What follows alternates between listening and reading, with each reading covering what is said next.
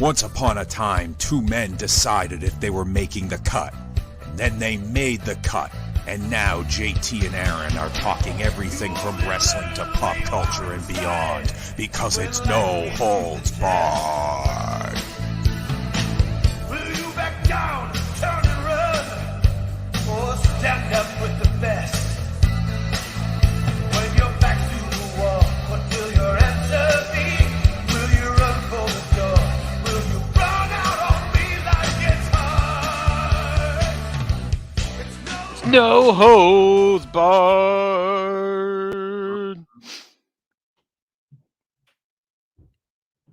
Hi, Chris Bundy. Is that his name? Is his name Chris? Chris, it is Christopher, yes. Chris? No one named King Kong should be named Chris. Do you think his like uncle called him Chrissy? Yes.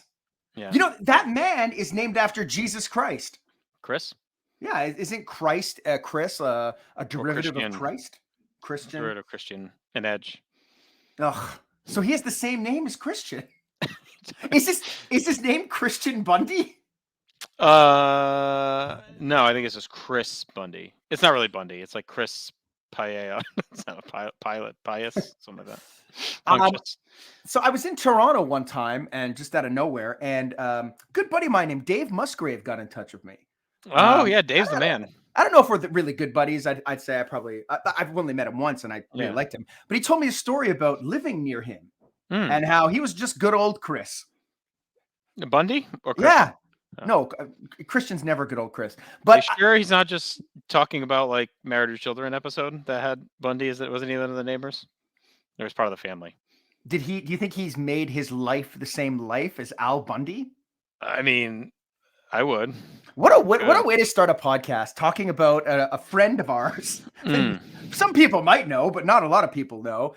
And how he's well known in these circles. Yeah, I guess. And he's how a good podcaster. Yes, he is. He's very good and a really cool guy. I really appreciated meeting him. I wish I could have met King Kong Bundy also, but I don't think time. He's not dead, right? No, but it's a clock. It's a ticking clock. I feel like he doesn't do any conventions or anything. I never see him. No, do you think it's because people always want to touch the fat in the back of his head? I don't know. Oscar does them. He's got the same setup. Oscar fucks his head? Oscar's at every goddamn convention and never has a line. And one of these days, I'm going to give up the $5 and to go meet him because I feel awful. So do you pay to meet wrestlers? So I have this real weird thing about it, right? Like, I always thought, I think The Wrestler, the movie, the Mickey Rourke movie, fucked me up because it seems so sad in that movie when they're in the convention. Right. And I'm afraid it's like, do they really want to be here? Are they just there because, like, so I always get weird vibes. And I never know what to say either. Like, dating back to, I met Bret Hart in 1998 at the Warwick Mall for Nitro tickets. So he was bitter then, right? No, he was okay. He didn't get kicked in the head yet. So I didn't know, I didn't know what to say. So it was awkward. And, like, I just never know what to talk about. So when we met Shane Douglas and Francine this year in Dallas, and we talked to them for like a half hour, like they were super cool. And I asked them, I'm like, I'm never going to get a better chance. So I'm like, listen, do you guys like, or it was either him or Francine, one of the two I asked. I was like, do you like doing these? Is it like sad? They're like, no, we love it. We get to see our friends and meet all the fans. And I'm like, okay. Yeah. Like that made me feel better about it. I'm like, all right, this is like a reunion for them. Like they get to come out here and bullshit and keeps it alive. I'm sure not everyone feels that way, but it made me feel better about the whole thing. So I do sometimes spend some money. I don't go all in, I don't like go just meet everyone, but I've met a few here and there. See, I met Hogan. I went to a book signing. You know that sad book he wrote about trying to kill himself? I don't know if you remember. Remember that press tour where like the first interview was like, it was just truthful. And like I had a gun in my mouth. And then by the end he was like, and then brother, I had a gun in my mouth. Like, anyway, I met him and I didn't know what to say. So I told him I saw him when I was 7. And then he was like, well, you got to watch TNA. And I'm like, ugh, I didn't know what to say. I hate all the guys there. I hate them all. And he was like, oh, dude, they're all right. He tried to sell me on like Magnus and Bobby Roode. God, you hurt Hogan's feelings, man. I know. It was right when he was going. It was like, I think he had just announced that he was signed there. So it was like late 2009. When I met Bret, he was like, I was like, "Hey, how's it going?" And he was like, "Good, you?" And I go, "Good, you?" And he's like, "I said good." I was like, "All right, well, see you later." Like that was literally my interaction with Bret Hart. I wish when you said good the second time, he would have gotten up and walked away. Fuck this guy. Well, Nitro Girl Spice was also there. I believe that was that time, or maybe that was when I met DDP. They came a couple times for when the Nitro would come around. But yeah, it was yeah, I just never know what to say really. So the meeting Shane and Francine was cool because we talked about the like ECW podcast and how we've been rewatching all their stuff and like so that was cool. Like we got into a bunch of like what it was like being in ECW and working that Right. setting, and so that was really fun. And then we met Tommy Dreamer too, and he was super cool. So the first year I brought my kids to Comic-Con, Jake the Snake Roberts was there, but it was like $50 to meet him and like $100 to take a picture. So I wasn't doing that. So I yelled from far. I was like, "Hey, you're the greatest!" And he kind of lifted his head. But then I went to his Q&A and no one was asking any questions. Like he was just sitting there like sad. No one asked. I got up. I didn't know what to fucking ask him. So I asked him if did you fuck the snake? Did you fuck the snake? And he said yes. Well, he said it was hard to get the snake hard. Like he really had to massage it a lot. Yeah, he had to tickle the snake's balls. But no, I was like, did you prefer using the python or the cobra? Thought that was a fine. No, I didn't go with how many snakes did you kill in your trunk by just malfeasance. And he told me the cobra because the python would bite him just as much. So I'm guessing you fucked both snakes.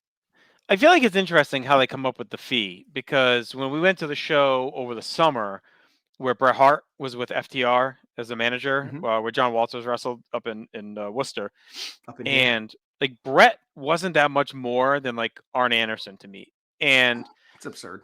And then Arn wasn't that much more. Who the hell was it? It was someone. I can't think of who the fuck it was now. Vince McMahon.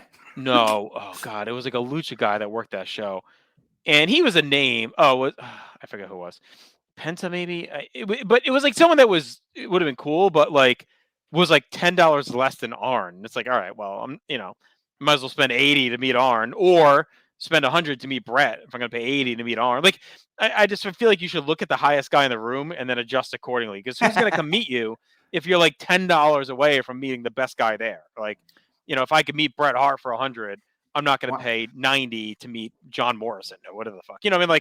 Like I'd rather just like he should be priced accordingly, and then maybe you'll get people that want to meet 3 guys for the price of 1. Yeah, they should pay me to meet Bret. All right. So hey, guess what we're talking about tonight? Once a month, we're here ranking every WWE World Title change ever, and for the first time, we're gonna live watch one. Well, I guess maybe not the first. Did we live watch one together here? No, that was the Rumble we did, right? When you were visiting? I don't remember. Either way, we're going to do it on video for the first time, and we're going to live watch the match. So we can get into all the shit while we're watching. We can talk about the categories and all that crap. So tonight we're watching Bret Hart versus Undertaker from SummerSlam 1997. We are queued up on Peacock at 2 hours, 6 minutes, 6 seconds. And the network.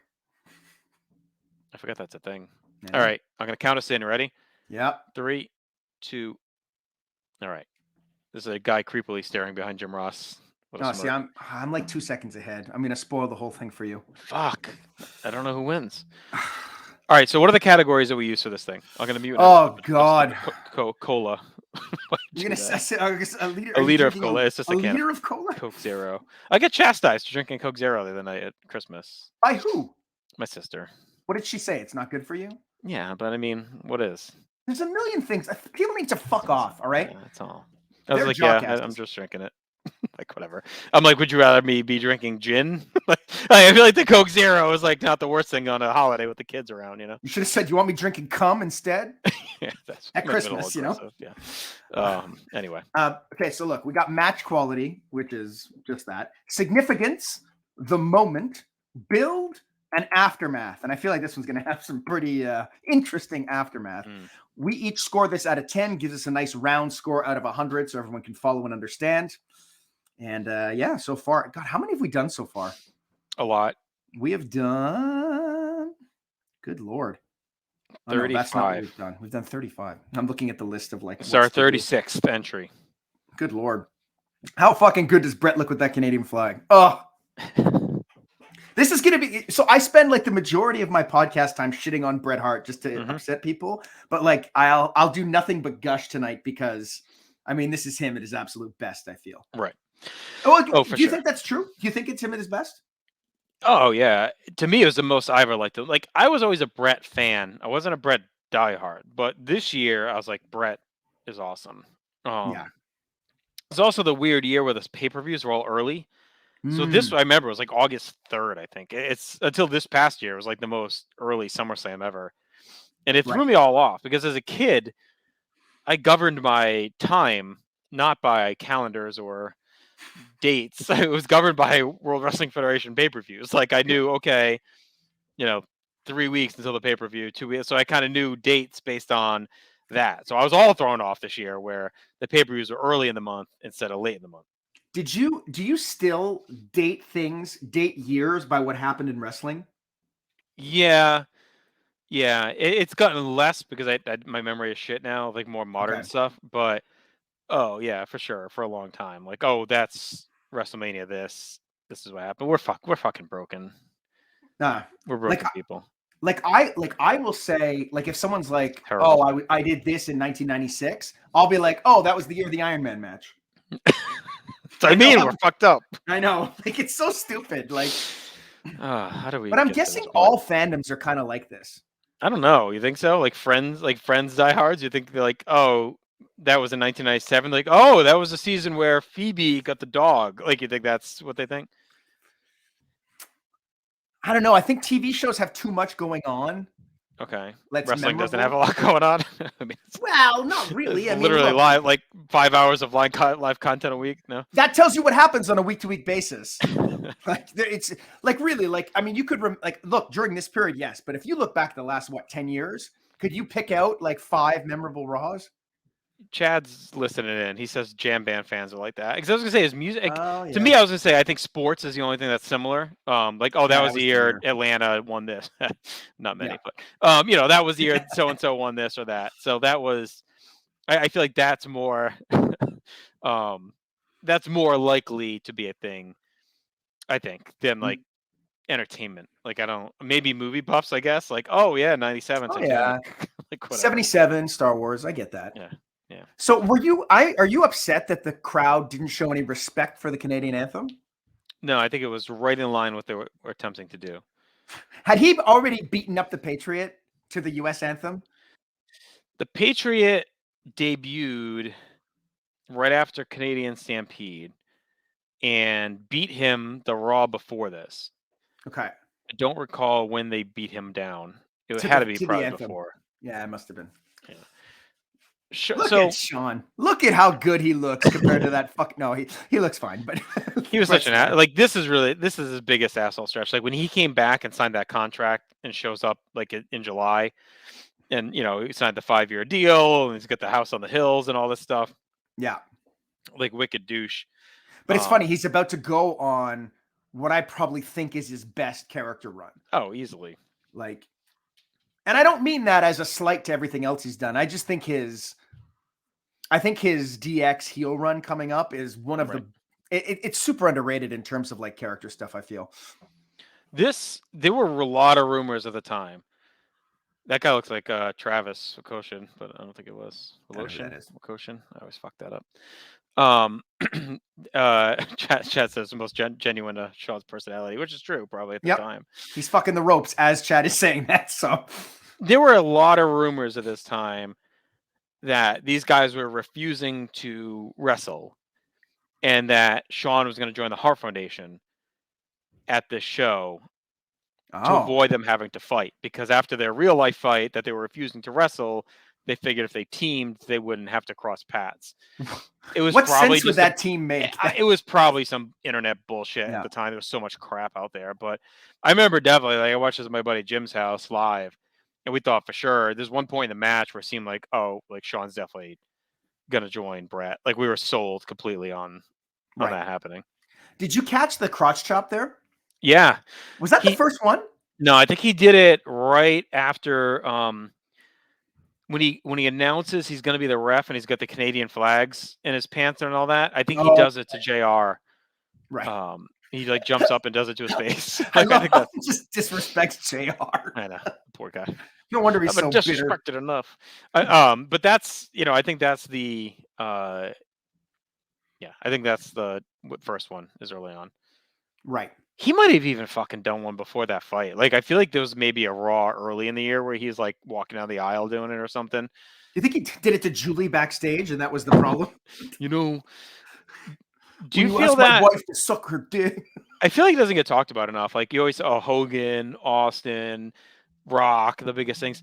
I think the crotch chop may be the most integrated pop culture wrestling thing ever. Like suck it and the crotch chop. I feel like that gets overlooked as like the kids now still say it. You know what I mean? Like it's a thing. Like and that was that a thing before them? I don't know. Was that like an I don't think established joke so. that they lifted from somewhere? Did they invent suck it with the penis point?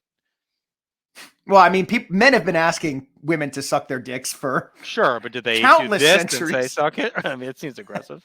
I feel like I heard it's not going to suck itself at some point before DX. Possible.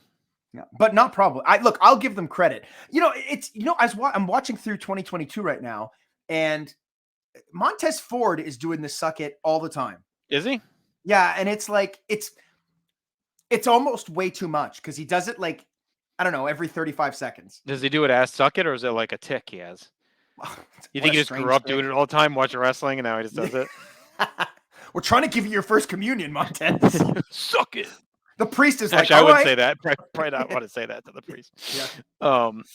The Undertaker. So it's interesting, this feud, because it's like so they're on weird paths where they're not really divergent at all. And I think even leading into the show, like I don't know where you like. I know we both kind of prepped numbers, but yeah, build wise is interesting. I think we're both high on it, but there's not a lot of cross build with them. Like Taker's building his own thing and Bret's building his own thing, and they collide because Bret was now the number one contender. But I feel like there's not a ton. I haven't watched that stretch in so long. I'd seen it so many times in the past. But the stuff that they're both doing, like say from WrestleMania until now, is all really good.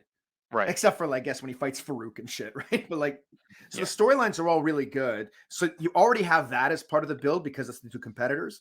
But then they add all the US stuff, right? And then the stipulations, and then I mean, it doesn't really count for this match, but the whole show had all those stipulations. Yeah, and we're I think we're both gonna be high. Plus the Shawn part is like added in there too, because that was such a big piece of this, and him and Bret, that was known, right? They had the backstage fight, like they didn't shy away from that stuff. Yeah. The all of Undertaker's feud, other than Mankind and maybe Austin at Cold Day in Hell, like I feel like all of his title matches were not really him in the feud. Because he wasn't the main event of the show at that point. Well, even when he was, though, he was still kind of feuding with Paul Bearer, who was threatening Kane, doing the fireball. Because he fused with Farouk, but like again, I don't think they're super. It's more Farouk and Ahmed and the whole Ahmed thing. It's supposed to be Ahmed and Taker. That gets changed. And then he fights Vader. That was supposed to be Ahmed again. So that's like a throwaway thing, a Kitty and Stampede. So I feel like a lot of his reign is just like theoretical feuding with Paul Bearer, who's like kind of lingering.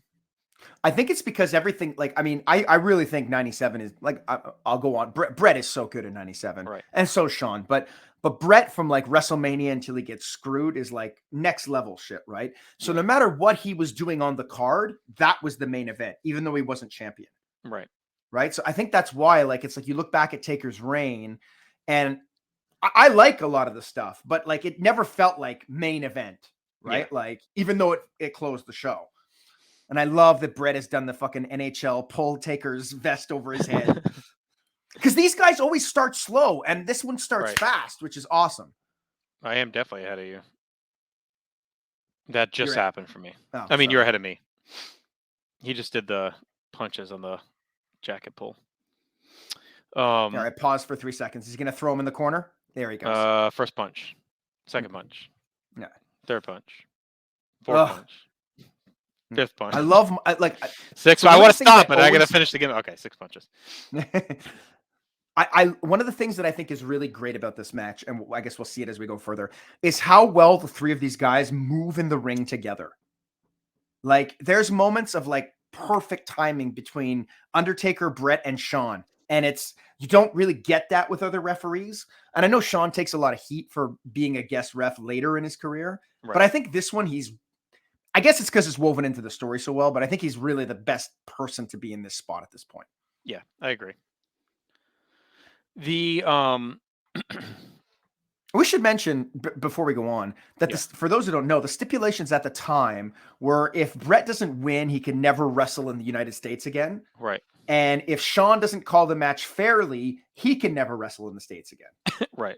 And again, there was so many good rumors out there. Like there was a belief that Bret may lose and only wrestle in Canada for a while because Survivor Series is going to be in Canada. So like they were going to build it up, and they were doing a ton of Raw in Canada. Like this is the most Canadian year in history, not just because of the Hart Foundation and Bret, but like I think '98 they're there a lot too. But in '97 they are there a lot. There's a lot of Raws in Canada all throughout that year. Like I feel like they were back there every few weeks. They do Halifax. Yeah. Like nothing happens in Halifax. Yeah, there's except my mother abandoning me. And there's like 2 pay-per-views in '98 as well. Yeah, well, and they use Hamilton. They go to Hamilton. Yeah, Breakdown and Rock Bottom, I think, are both in Canada. So it's like Rock Bottom is Vancouver, right? Yeah. So it's just like it's just a very heavy stretch of that. So again, like I think it could have been believable where they were like, oh, he's just going to do studio stuff, and when they're in Canada, he'll wrestle and like to do it up as a gimmick, and then eventually would win his way back in. But there was also the whole lingering feel of Kane over this. Because this could have been it. Like they had been teasing Kane since like May. And so this would have been seemed a good like, place. Yeah, this seemed like as good a place as any, right? Like a major pay-per-view, we're going to debut him. I'm glad they didn't in retrospect because I think it definitely would have hung over the the match too much if they did that. Well, and what they end up doing because it would have been the ending, right? Right. Like it would have been the ending. So I think what they end up doing for the end is so spectacular and so near perfect that it would have ruined it. Yeah. Yeah, I think this was the way to go. I think if you do Kane, I think saving it for Bad Blood was the way. But I will say Bad Blood may have also been the last possible chance. Like at some point you're waiting too long. You know, it's like when are you going to pull the trigger? We've been hearing about this freaking guy since May. Is he ever going to show up? So I think if they waited any longer, it might have been like too long. So I think that was like the right time. Well, and especially since you needed Michaels to win that match to go to the title match, right? At Bad Blood.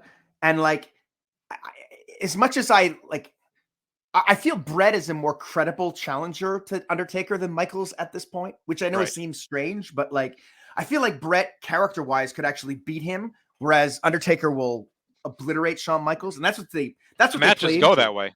Yeah, and the only way he could have survived that is by Kane showing up and killing him. Right. Yeah, I think. I mean, I wonder if they would have done SummerSlam if they. I don't know if they fully had the Kane idea ready yet at SummerSlam either. Like they may not have known it was definitely Glenn Jacobs and it was definitely going to look like they might have still been working through some of that. Vince is like, "What am I going to say? What am I going to say when he comes out?" It's got to be Kane. That might be Kane. No, that's not. That's not. Could be Kane. This could be Kane. This could be him. I mean, the lights are red. Paul Bear's with him. He's a hulking beast of a man. So I thought this match had been pretty good to start. Like, it's a fast pace, and Sean's doing a good job, like playing it straight. I would say, like historically, I think Sean's the best guest referee ever in wrestling history. You think he's better than Foley?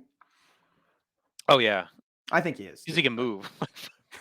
Poor Foley is like hobbling around half the time. I think there's one. There's one that's better. Bronco I think it's Vince McMahon at Over the Edge.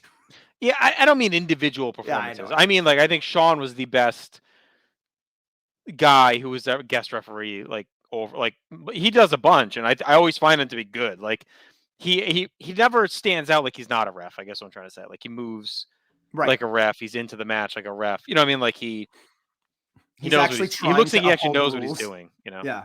Well, because he does, right? Like, right. But not all do. I mean, no. Starkid 83. Oh, it destroys the match. That fucker destroys the match. I think it's the worst refereeing job ever. Yeah, I would agree. It's funny. As a kid, I hated Mark Curtis. Oh. Hated him. And then he died, and I felt awful. Those counts. I think at one point I even said as a kid, I hope he just dies so he's not on TV anymore, probably. Did he die because of you? No. I mean, I was an asshole. I was like 16, so whatever. But we were all assholes at 16. I felt bad when he died. I'm like, oh, maybe I should have been nicer to him. I just hated his faces and his jumping in the air. I know. Is he the one that would like do this, react as though he was getting punched every time there was a punch? Yeah. And he's like beloved. He's like, people loved him. He's like the best referee ever. Like wrestlers loved him. I know that. Right. I've grown to like him more now. Like watching Wrestle Warzone, obviously he's on a bunch. So like he doesn't bother me as much as he did at the time as a kid. But so what I like about this match so far is that Bret's doing a lot of leg work. Yeah. But it's all done with urgency. Right. Like it's not the usual slow. Like if you compare this to Royal Rumble 96, like it's like two completely different performers. Yeah. But like there's an urgency to his work. There's a snap to his work, like that isn't always there. And Taker, to his credit, is also moving quickly to try to get out of stuff, which I really appreciate. I think both had just evolved as workers. Like Bret was already a great worker. He was just so checked out in that stretch. And it's true. It's not one of those, check and vouch. We watched it all. It's not one of those like it's a legend that grew over time. Oh, Bret was checked out. And then you watch it, he's like, no, he wasn't. No, he was. Like there's not really a lot of great stuff from him between I would say In Your House 5 and the Iron Man. Like even some matches with guys he'd have on Raw, like we're like, that match stunk. The Diesel cage match stunk. Iron Man I like, but probably not as great as it could have been. It disappointed, right? No matter what. Now, do you think that Survivor Series 96 to Survivor Series 97 is like in the conversation of greatest single years for a wrestler? It's tough because it kind of has to be though, right? To a degree. Yeah, it'll be interesting as we watch more on Warzone because in my mind, he misses a big chunk of time. I don't remember how active he was during that time, but I think he's on TV a lot, so it probably doesn't matter. But he doesn't wrestle between Revenge of the Taker, that night after Revenge of the Taker when they have the street fight. Yeah. And I don't think he wrestles again until Canadian Stampede. So, I mean, that's like 3 months of his hottest year that he's just like a mouthpiece. But he is on TV a lot. Like he's in the wheelchair with the crutches. Like he does a lot of shit. They have the great moment where Owen wins the IC title and Bulldog celebrates with him in the wheelchair on the ramp, circles him around. But that was like, he did some fun stuff during that time. His work wasn't able to work in the ring. So it depends how you, but Austin has an awesome year too. And he misses a bunch because of his neck. So. Yeah. I love, so Paul Bearer's come out and I love that Undertaker is furious that he's there. Right. But I also love that Michaels has now kind of realized he has to keep him in check also. Yeah. Yep. He keeps throwing little subtle looks over to him and Paul Bearer is in his full like fat man mode. Oh, here comes the fat man. Listen to the fat man. Yeah, this is definitely the Kane tease. I think once he comes out here though, it was obviously not getting Kane because he's not going to come out at this point in the match. It's too early. He's not going to come out, leave, and come back. So I think this was like their way of kind of letting you know maybe, okay, we're probably not getting Kane. It's funny because it would have been such an easy out to do Kane here. Yeah. Like it kind of checks all the boxes and fixes all the problems that like the match has with the stipulations. Right. I just think that they were so dead set on Shawn becoming the top heel. Yeah. That they just figured this was the best way to do it by having him fuck the Undertaker over. I don't want this to become a Bret Shawn thing, right? Because I really love Bret's run here. But in Bret's book, he talks exclusively about how he was really mad that Shawn got turned heel because he was going to steal his thunder. Mm-hmm. But like, it was the right choice, right? To turn him heel. Yeah. I think, I'll say this. I think Bret was closer to turning face than Shawn should have been a face. Like, I think they could have slowly transitioned Bret back to being a face by the end of 97 because he was never really that hated across the board. If he cleaned up his rhetoric, like I think the fans are still into him. So I actually think if he stays, I think he should, I would have had him, if it's me, even though Shawn's super hot, I think you could have Bret be the one that lays down to Austin at 14. Yes. And then I think you turn Bret. And if you want to get Bret and Shawn reignited with Bret as a face and Shawn as a heel with DX, like in a world where Shawn doesn't get hurt. Right. You could go that route, but well, he doesn't. He wouldn't get hurt if you kept the because they probably don't get that casket match, right? Yeah, but I don't know how much his back was close to being fucked up, and that was like put it over the edge, or was that literally an injury that would never have happened if it wasn't for that bump, or was his back ready to give out no matter what? I don't know. I don't know. When you watch that bump, it looks fucking bad, right? Like, right. It is bad, yeah. So maybe it was just that. I don't know. I don't know if I was ever. Here comes Owen and Pillman. I fucking love Pillman. Like, okay, so of all I've been watching WCW, of every guy that I've watched, I can't tell you how much more I've grown to love Brian Pillman. Mm-hmm. He is so good, and he because of that run he's already, but he's still one of the greatest what ifs in all of wrestling for me. Yeah, no, it's true. I've talked about it before. I'll say it again because we're in the time period. The Raw where they have to fight in the IC title tournament. It's after this. Oh yeah. And they're arguing. Actually, no, that's great. They do like the exhibition match for the first 5 minutes. But then there's also a match where Owen wants Pillman in his corner and they're arguing with Gorilla in the back. And Gorilla keeps saying yes, but they're yelling at him so much that they don't hear him say yes. You know, it's like, and then they realize he's saying yes. Like, oh, good, all right, we got him. But it's just the two of them is yelling at Gorilla backstage. Is so awesome. Pillman's great during this run. Like it's Vladimir. Well, I'm watching him now at the end of '92, and he's just turned heel, and he's teaming with Barry Windham, and like all the heel shit's there. Like he's great at it almost right away. Yeah. Oh, that's right. So you're right on the verge of the blondes, which is awesome stuff. Yeah. Undertaker's leg is fucked, and he's doing a great job selling it. Mm-hmm. And Shawn is watching Owen. He's watching Pillman. He's trying to watch the match. Yeah, he's got a lot going on. Yeah. The fat man's gone. What a shame. No, there's probably food. They probably laid out a spread. What did you think of the ring post figure 4? Chad and I talked about it a bit. It's because he broke it out at Survivor Series, which we think was the first time. But were you a fan of it? Did you think it looked cool? Oh yeah, I thought it was like it looked devastating, but like it was only like a 4-second hold, right? Which is the problem, right? It's like the tarantula. Yeah. I never understood or the tarantella, but they usually last a little longer. No, that's not the tarantella. What does the tarantella go? Sorry, I didn't mean to insult your Italian heritage. Yeah, Bret has worked on the leg the whole time, and it's never felt boring. No, it's so different than. I think the atmosphere helps. Shawn helps, but the '96 Rumble, he does the same hold, and it's like 100 times worse somehow. The same hold. It's the same fucking thing he does. I know. Maybe it's Shawn's ass in those pants. He doesn't even have the banana huggers on. I know, but I saw him on all fours before, and I was like, "Oh, that's what Vince sees in him." I mean, he is fucking ripped at this point. Shawn. It looks fucking great. Yeah.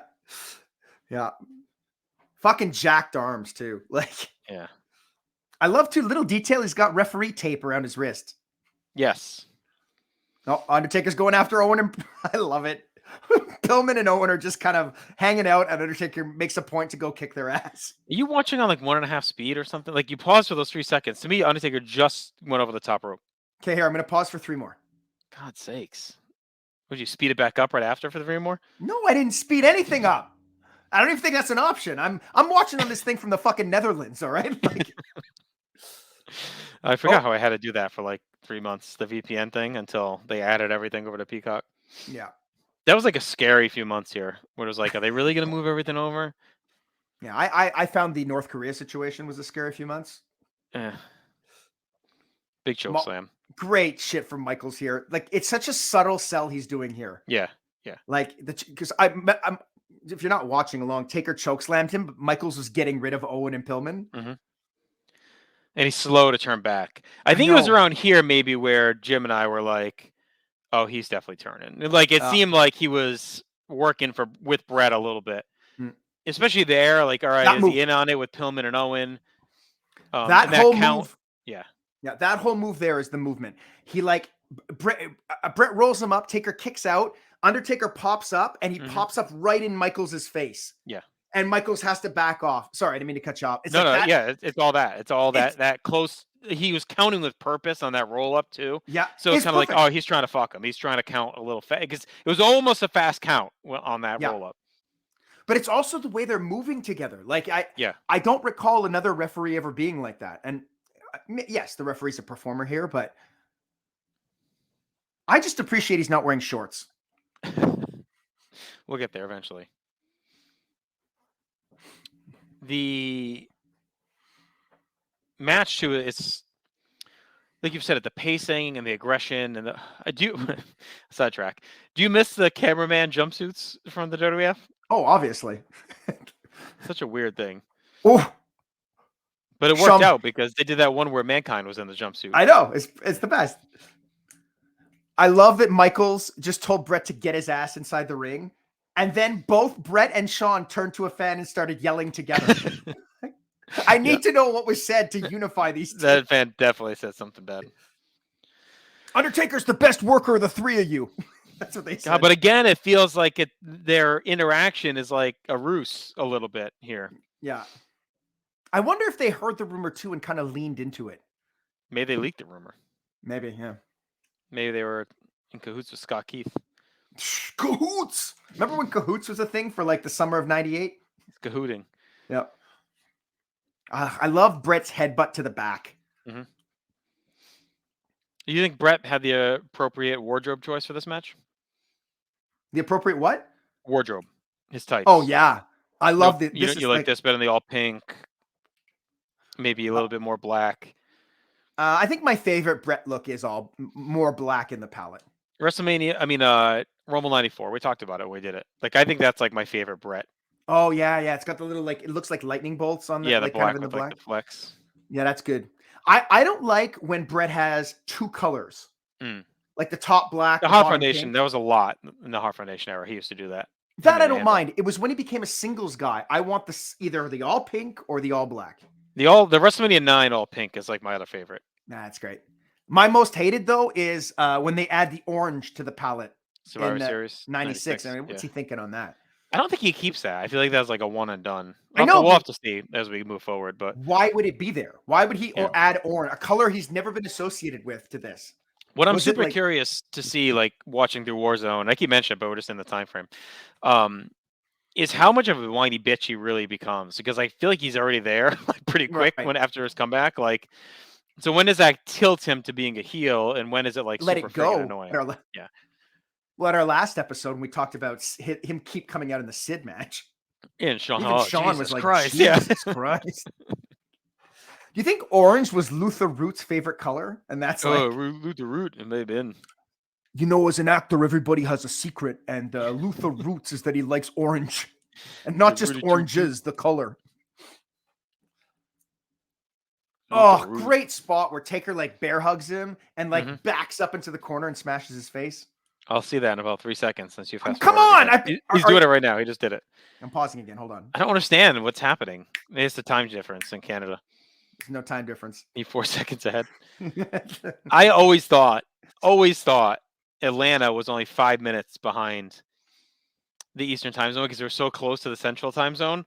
Because TBS started at 6:05, 5:05. I thought they were like 5 minutes behind in the time zone.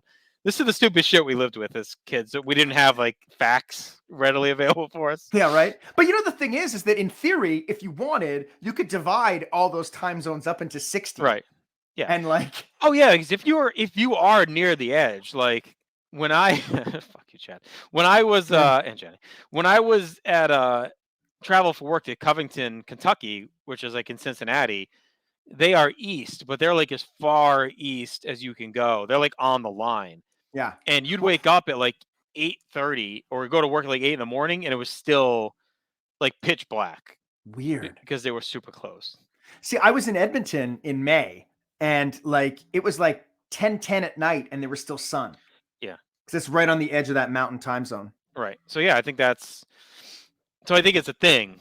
But I liked the TBS 05 thing. I thought it actually makes some sense. Because think of how many kids grew up and you'll never forget it, right? And what was cool about it was I think it worked because you'd always watch the last however many minutes of whatever was on because everything else would go to commercial because they'd air the sitcoms or whatever in syndication would always have like the last 7 minutes would be fucking ads usually. Oh, so everything was off by 5 minutes. Yeah, everything that started 5 minutes later and ended 5 minutes later. So Saved by the Bell would start at 5:05 and end at 6:05. So when everything else went to commercial at 5:53, right, Saved by the Bell will still have like 10 or like whatever 7 minutes left of viable action. right. So switch over.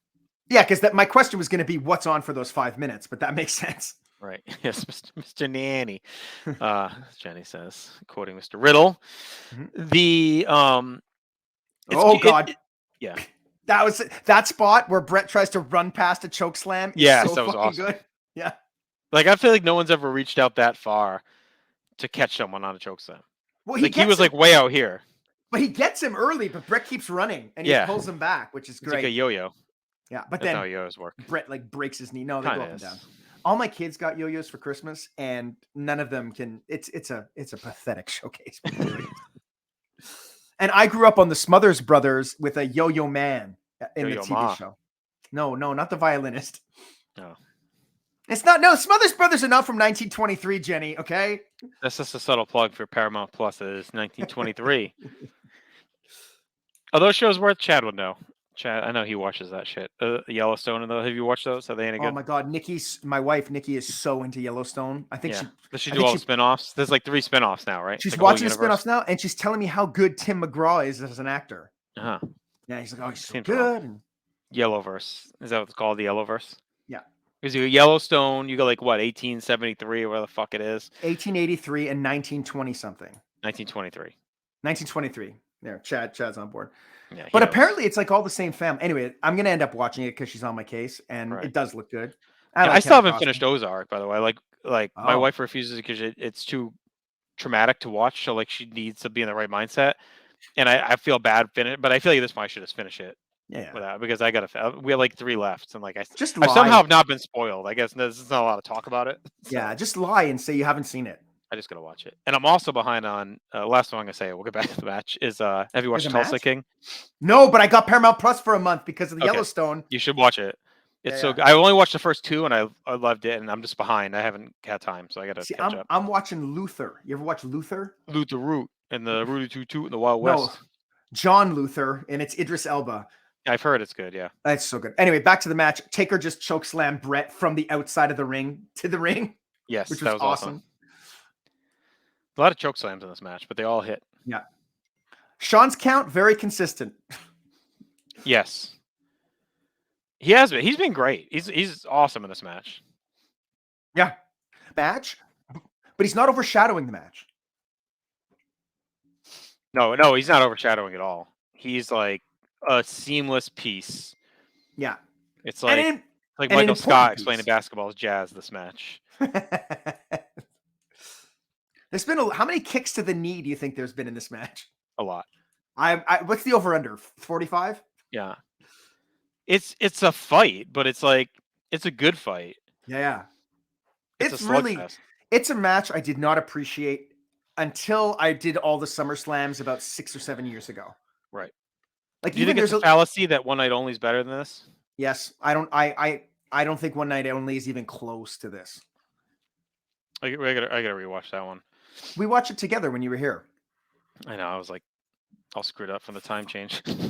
Well, it's a few minutes. You lost those minutes, you know. We did. What did we watched this and that, right? Back to back. And we watched the War Games. That's right. Yeah. Well, when you convert the time to metric, it's all messed up. It's all fucking. I was high on poutine. Yeah, it's purple o'clock here, right? The I gotta rewatch One Night Only. I feel like I'm with you. I've appreciated this match much more. I think the stakes are higher. It feels better. Like I don't know if One Night Only maybe is a pure match is maybe better or whatever, but like to me the whole package of this one, is better than that. Yeah. Ugh. So my son got a magic kit for Christmas. He's 7, and I told him he should name himself the Great Austin, and he was like, he looked at me like I was the stupidest person on earth, and said, "No, it's Harry Poutine." That's way better. Like I'm the idiot. You should have suggested the Great Malenko. Mm. You could play the ICP song. great. I love the sharpshooter looks great on the Undertaker. It does. He's And got the long enough legs where it's believable. And Bret was so good at locking it in. If Rock does it to him, forget And it. Undertaker's He's laying on the mat. Yeah. I love how he powers Bret out. Is he the first person to ever really break it? They say it here that no one has ever broken it before. I mean, I don't know. Well, Austin kind of does, but not completely. Right. He kind of pushes Bret off and he releases. No one ever really like broke it like that, maybe.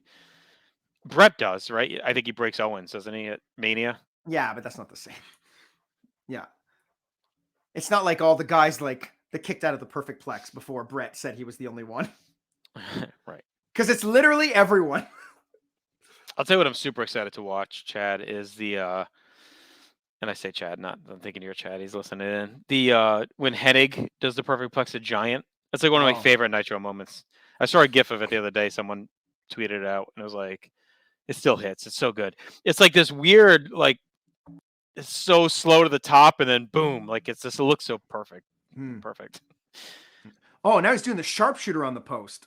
No, yes, which is cool. Yeah, I don't see how this hurts though. It doesn't, but it's like it feels like he's breaking out like every super move he had tried to come up with. Oh, great spot to knock Michaels out too, where Undertaker kicks out of the sharpshooter and Bret lands on him. This poor tech just sitting there. Yeah. What the fuck, man? He just said something. He's like, get the fuck off my cables. Yeah. Fuck out of here. Go back to Canada, bitch. Like you have the whole ring, the whole outside. You got to land on my fucking cables. This whole cable controls the entire pay-per-view. Oh, Michaels is hobbling and Bret fucking levels him with the steel chair. We'll see it in 3 seconds. There it is. No, you're not still 3 seconds behind. Yeah, he is. I'll tell you what he's doing right now. We just saw Sean hobbling. Bret just yelled at him. Yeah, fuck, they're still behind. I don't understand what you're doing every time you say you're stopping it. 2. Sean's counting now. 2. Okay. Stop. Okay, we're close. Now they're arguing. Yeah. The crowd is just losing it. Hey, Bret does the 3 with like his fingers together, like the OK sign. Yeah. Yeah. How do you do a 3? Like this? The pinky and thumb together? Yeah, I don't think I do that. But I can see that sometimes. Remember when this became like a white supremacist symbol for like 2 years? It was also the triple threat symbol. I know. I just thought it always meant okay. We're good. We're going to the end here with Michaels with a chair in his hand. I feel like East Rutherford is underrated as a great SummerSlam city. 89 and this show. And 2007. Here comes the finish. Oh, big spit in the face. John Cena symbol too. Oh, it's so perfect. And Michaels plays this so perfect. Yeah. He's got the spit all over him. So nasty. And then the count. It's so good. 3. And even then, to that point, we still thought, okay, this was a setup. They're working together. Like we left this show thinking they were going to join teams. Yeah. And he's looking at Bret in the eyes as he's counting.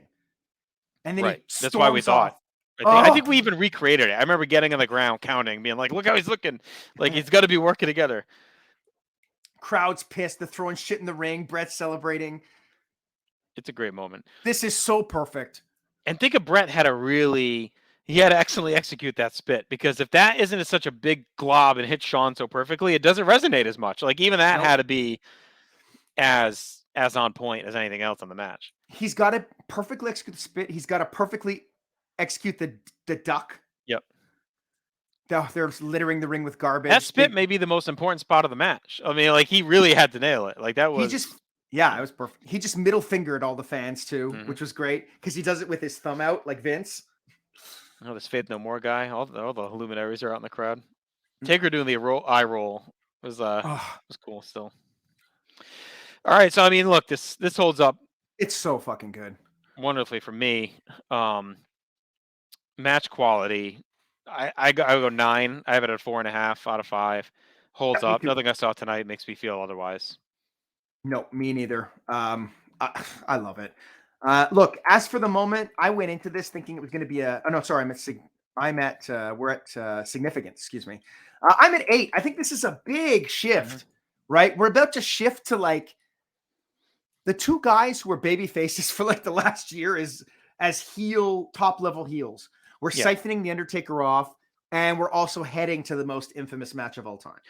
Yeah, look, when we talk significance in this column, we always say, well, if it didn't happen, if this doesn't happen, I mean, things are dramatically different. Like Bret doesn't pay off the Canadian versus American angle.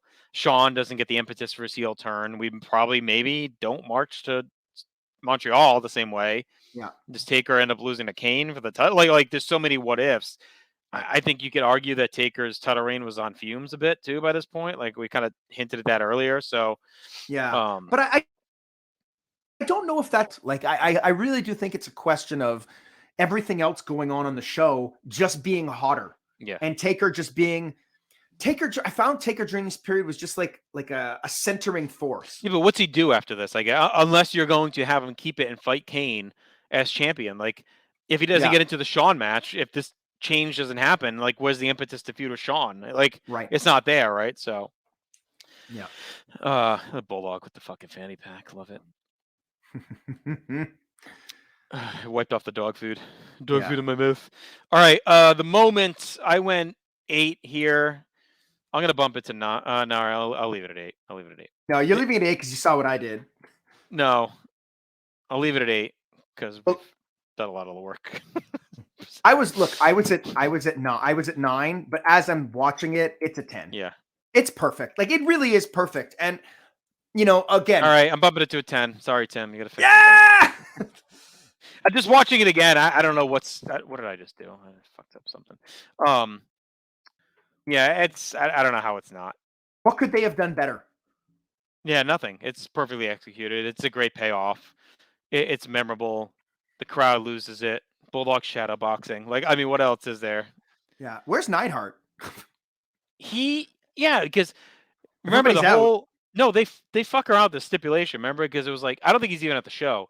He had said if anyone loses, any of them lose, he would shave his goatee. And Owen lost. Bulldog lost.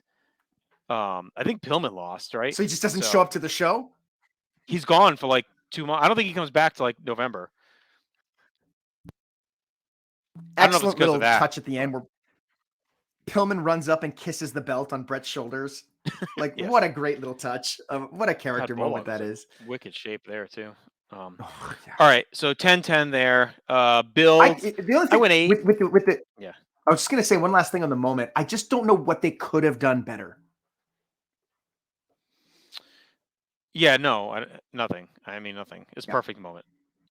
I went 8 on the build. Like we talked about, the only thing that lags is that they don't interact a ton, but the build on each, we talked about this a lot to start. The build on each track is so good. And it was so much excitement and hype. The whole show, the heart and soul theme, like all that. Really good. Yeah, me too. I'm at an 8. And in terms of aftermath, I mean, it's funny because we tend to judge this on what does the champion do after. And I think Bret's run after his champion, I think he's great on Raw, but not great on pay-per-view. But everything else that comes out of this is just all-time great stuff, right? Like, well, they saddle him with a bunch of crap too. Like he does the weird nation thing. Remember where they do the racist stuff and all that? Like DX spray paints the race. Like DX really overshadows the Hart Foundation for the next couple months after this. But Montreal alone as an aftermath is and you get Bad Blood, you get Ground Zero, you get the debut of Kane, you get Rick Rude, you get Montreal. I mean, like all that comes from this. So you get the forming of DX. Yeah. Right? Like you get the forming of DX, you get the forming of, I guess, Vince McMahon's later, but like there's so many like extremely important things to the promotion that happen here as a direct result of this match. Right. Yeah. So that's going to give us a monster score. That's a 90. It's a 90 total. Yeah. Which is huge. Obvious, I'm going to say probably. I think there's still a world where maybe Shawn screws Bret and Taker retains. I don't think that's that out of the realm. Yeah. And Bret does the only Wrestling Canada thing. Right. I think it's a testament to how good everybody involved in the match is that, like, in retrospect, it's fucking obvious, but they still made you doubt. Yeah. Real quick, before we get to the top 10, we'll see where the slots in, right? And I really just want to talk quick. Here in 2023, we're doing some different stuff. Obviously, if you're watching this, you're watching it on our YouTube channel. So we're doing a lot of our podcasts now, video and audio. So you still get all the audio if you're just a Podbean or iTunes or Apple Music, whatever subscriber, whatever podcast you use. We also now have launched our website, northsouthconnection.com. There's really not a lot different there, but you can use it as a hub to see what the latest shows are. If you want to visit or listen there, we're going to have a couple written things here and there. Like I'm planning, if I haven't done it by the time this airs, to post my GWE final list, stuff like that. So we'll have a little bit of written stuff. Trying to be as active as possible on social media. We're on TikTok. You can check out little clips there as well. So, a little bit of scheduling shakeup as well here and there. And you and I are trying to do this a little bit more often. So just, keep an eye out, right? There's a lot of stuff in the works as we're recording these that we're still working through. But as we're into 2023, just ask you to keep an eye on everything and continue to provide your support. Yeah, and thank you. We've been at No Holds Barred for I guess about 5-6 years now, and like the continued support throughout has been wonderful, and it makes doing all these worth it. So really, guys, from me to you, for JT and I, like really, thank you so much. And we're almost at number 100, which is cool. Oh God, what number is this? This is 97. Yeah. So we're almost. Holy shit! Yeah, got to make 100 good. For 100, why don't we go through our top 100 WWE wrestlers? It's a great idea. We can already have it. We can just rerun it. All right, let's run our top 10 here and see where this slots in. Yeah. Here we go. So look at this. I mean, fuck. Tim, big shout out to Tim, not the Toolman Taylor. He's the best producer in the business, I tell you. Look at this graphic. But I know it's so much better than you worked hard on this. This is like real work that he should be proud of right here. Yeah. So as you can see, we'll read it out for the listeners. Number 10 right now, sitting with 57 points. So you see how far it is from 57 points. And that is Bret Diesel from Survivor Series 96. Number 9 is Bret Hart Yokozuna at WrestleMania 10 at 63 points. And at 67, still shockingly low, is Hulk from WrestleMania. Tied with that is Randy Savage versus Ted DiBiase at WrestleMania 4, also with 67 points. I think we go with what do we decide? I always forget this. Is it the higher significance? I think breaks the tie, or is it the better match grade? No, it's significance. Okay, right. At number 6, with 69 points, so just 2 ahead, Hogan, Randy Savage, the Mega Powers Explode from WrestleMania 5. All right. At number 5, Randy Savage versus Ric Flair, WrestleMania 8 with 72. Beautiful. With 75 points. At number 4, Hulk Hogan versus Andre the Giant from the main event, February 88. And at number 3, Hulk Hogan versus the Iron Sheik, Madison Square Garden, January 23rd, 84 with 76 points. Yeah, and, formerly number 1, 78 points, the Royal Rumble match from 1992 with Ric Flair winning. And our new number 1, if you're watching on video, you already knew that about 30 seconds ago, is the one we talked about tonight. Bret Hart versus The Undertaker, SummerSlam 97 at 90 points. So it's way ahead. Nothing. I mean, we've teased quite a bit. Like, will anything ever catch the Rumble? Blah, blah, blah. I don't know if anything can realistically catch this. I mean, this is like, not many matches have the combo of like being a great match, having a great build, being a big moment, having a lot of aftermath. Like, I mean, everything is important in this. And it just shows you how we grade these matches. Yeah, it's a great match. Would you just match grade wise be the best? No, probably not. Can end up being even top 10 in ring wise by the end. But like when you factor in everything, it's tough to beat. Yeah. Look, its lowest score in any category is 8. Yeah. Right. And like, maybe there's some coming up that might, that'll pass the Rumble, but this is going to be a hard nut to crack. Yeah, agreed. All right. So that'll do it for us here on No Holds Barred. We should be back next Saturday. That's our plan. We still got to kind of feather out the schedule. So keep an eye out on things like we talked about. Big thanks to Tim Taylor, our producer. Thanks to Chad and Jenny for hanging with us and roasting us in the chat as we're talking. Be sure to subscribe. Smash that subscribe button on YouTube. And follow us on everywhere. Thank you. We love you. Dookie's dropped. Mr. Beast is a jockass.